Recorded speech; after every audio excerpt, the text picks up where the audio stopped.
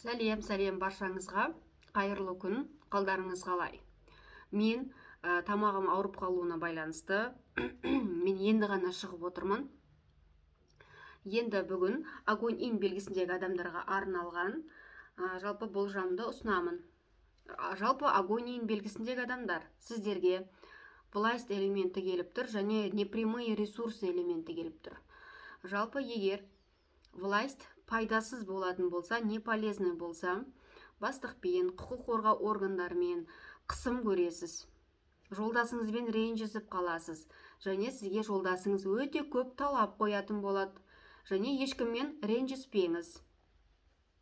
Егер власть пайдалы болса, полезный болса, жаңа бизнес бастайсыз, жолдасыңыздан қолдау болады, бастығыңыз сізге көмектесетін болады, және де сізге повышение ұсынатын болады. Жалпы ер адамнан көмек келеді деген сөз бір сөзбен айтқанда. Батыл боласыз. Алдыңызға көптен қойып жүрген арман мақсаттарыңыз орындалады. Кез келген ситуацияны басқарып, жағдайды өзгерте аласыз. Ал непрямые ресурсы дегеніміз, жалпы ресурс ол жалғыз болуға итермелейді. Яғни жалғыз болғыңыз келеді. Егер қонаққа шақырса, немесе тойға шақырса барғыңыз келмей, бір ерекше жалғыз отырғыңыз келеді. Сосын дәстүрлі емес білім алғыңыз келеді. Дәстүрлі емес білім деген бадзи, нумерология, астрологияны білдіреді. Сіздерге әрі непрямые ресурсы үй алуға өте қолайлы. Үй алуға болады, жер алуға болады, немесе үйіңізге жиһаздар алсаңыз жақсы. Сосын құжаттармен айналысатын боласыздар.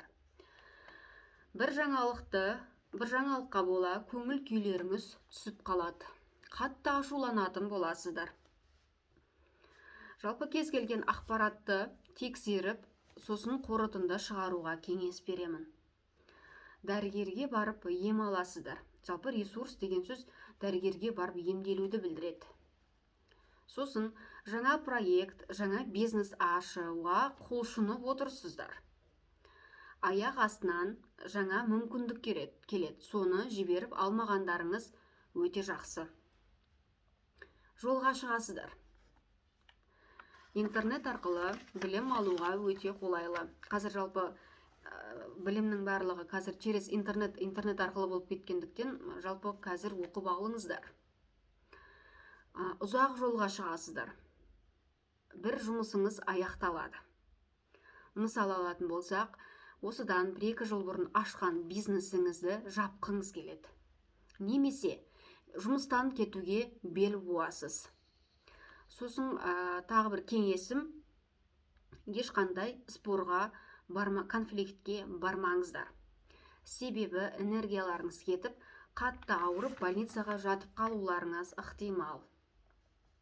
Сосын сәуір айында еңбектеріңіздің жемісін жейтін боласыздар. Осы март айының аяғында ақшалай сыйлық алатын боласыздар. Жалпы менің айтарым осы. Мен өте қысқа әрі нұсқа айтып жатырмын. Себебі барлық элементті айтып шығуым керек. Мені тыңдағандарыңызға өте көп рахмет. Сау, саламатта болыңыздар.